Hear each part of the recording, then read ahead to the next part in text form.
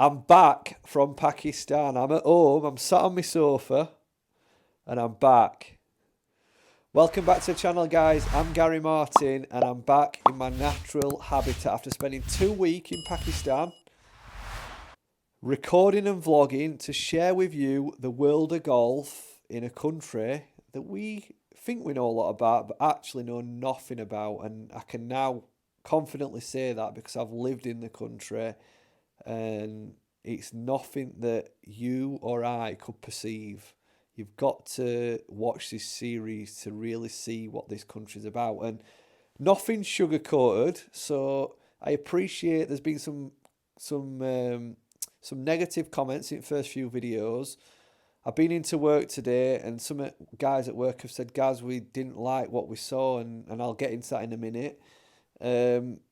But this is real life, it's not our culture. We've gone outside of England, we've gone into a different country with a different culture, and I'm not sugarcoating it at the end of the day. Whether it offends people or not, the whole idea of this is to share the world of golf in a different country. And it would have been quite easy for me to edit the videos and make it, British viewing friendly or American viewing friendly.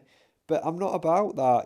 The whole channel is about being honest and, open, whether it upsets a few people or not. But the comments that I'm talking about is people felt dead uncomfortable seeing the caddies pick the ball out the hole, seeing the caddies put the balls on the tee. And I actually felt just as uncomfortable as well. So just to put things into perspective, I landed. Within 2 hours, I'm stood on a golf course with the cameras rolling, and we filmed from the first tee, so there were no trial run. I didn't know what was going to unfold in front of me, but all I could do was kind of respect the culture and respect what were happening. And when you go into someone else's country, you're just respectful, aren't you? That's who we are as British people, But I felt as uncomfortable, I really did. And fortunately, I lived with a caddy for 2 weeks, so I got a caddy's perspective on things, and it really does change, it changed my way of thinking, and I saw the caddy's kind of like angle on things. So I'm going to use Fezzi as an example, who's Tahid's caddy. So Fezzi is from what we would call slums. So Fezzi's been brought up in a community, like a tented community. So basically it's just literally a tent, that people make houses from a tent, and then a community of people. I don't know if I can maybe have any pictures. I don't know if I took any videos of driving past a tented village, but it's basically, if you can imagine like Leeds Fest, where everyone has a tent, that is people's living, basically, like that, in tents, but bigger ones, and man-made tents rather than bought from Decathlon. It's not even a laughing matter, but I'm trying to just explain it as best I can. And so for him, he feels so privileged. He's now working at a golf club, which is like a luxury place to work. He doesn't see his role as being a slavery role or anything that like some comments have said. He sees himself like that. He's bettered himself in world. He's won the lottery. He's working for tea. You know how nice Tahid is. Tahid's thinking so much about this guy's interests. He's helping him, speak English or teaching him how to speak English. He texts him when we've been out for meals. He's come for meals. He's exactly the same food as us. He's stayed in the same villas as us. He's very well looked after, and this kid's happy. He's more than happy. You would never think that he'd been brought up in such poor circumstances.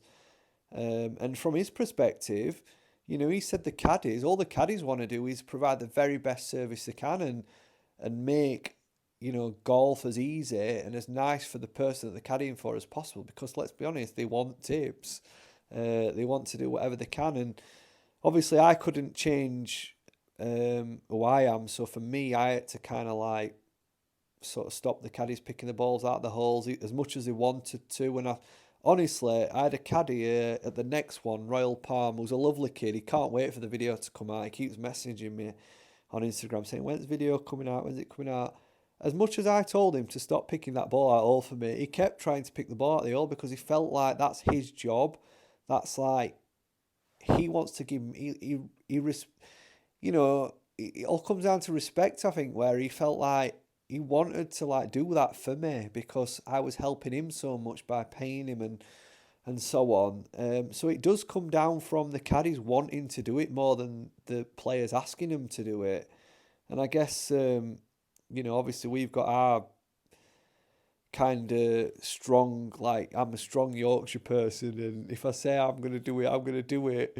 And anyway, I'm blabbing on, but, you've got to look at it from other perspectives. Like, it's not somebody wanting the ball picking out the hole. It's these people wanting to provide such good service, and they feel that they're loving the role they're in, they're loving the life they've got, and yeah, there's probably going to be more things in this series that people don't like. But having spent 2 weeks in Pakistan, you start to think, or you start to put yourself in the perspective of the people in the situation rather than our perspective on things, because if you've ever been to like a country where there's poverty, it's an emotional roller coaster. And I've spent a lot of evenings like overthinking things and thinking into a lot of depth, and I think it all comes back to the same thing.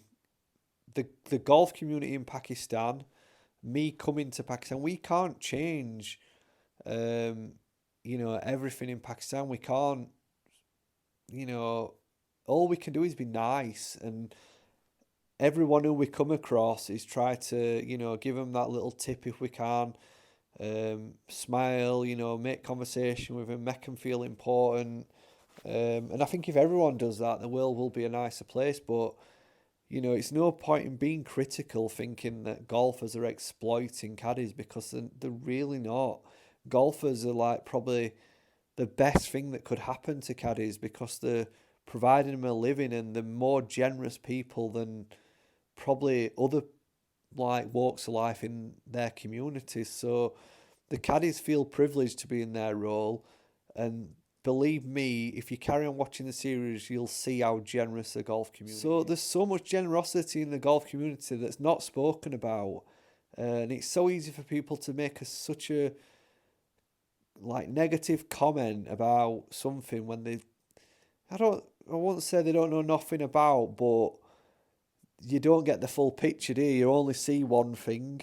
You only see one thing when really, having lived in their country for 2 weeks, I've just seen everything. And I feel probably enough to make some calculated conclusions on things, which I'm going to do at the end of the series. But for now, I blabbed too much. But I wanted to mention that because I just hope that if there were anyone who thought they'd seen enough already and they didn't want to watch any more videos, they might just stick with it longer, because believe me, the golf community in Pakistan is amazing. And in terms of exploiting people, that is just not true. They don't do anything but help people through kindness, generosity, and these big corporate owners of the golf clubs and stuff do a lot of charitable work. They're not just there. They're not trying to just make money. They do give back to the poor. So anyway, I hope that's just give a little bit more clarity on things. But yeah. Right, I better get things unpacked and get myself set so I can go to the gym tomorrow after work rather than swerving it like I did tonight. Thanks for watching, guys. Bye.